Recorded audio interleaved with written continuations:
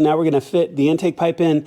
Now, the one thing that you can also do is you have a sensor clip right here, which if this is getting in your way and if you have a hard time fitting into this space, you can temporarily pull off this clip. There's little depression tabs on both sides.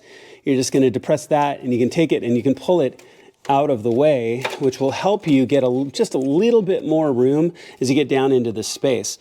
Be careful with all your extra hoses and feed lines that come up as you put this in. And then also be careful of these metal tabs because, I mean, this pipe looks great. You don't want to scuff it up and make it look bad as you put it on.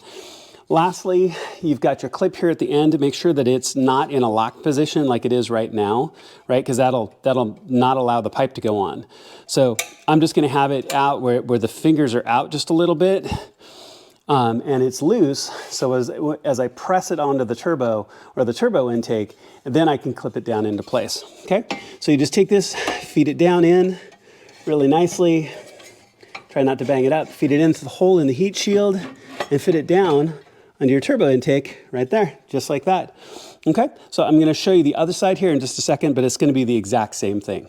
All right, so both pipes are in place. One thing I always do to make sure that these clips are seated really well is once I have them in place, I'll pull on them, make sure that they don't move, that it has a good grip on the intakes. This one as well. My flashlight's in the way right now, sorry. But that one as well. So you know that they're down and they're seated. Those clips are in good places.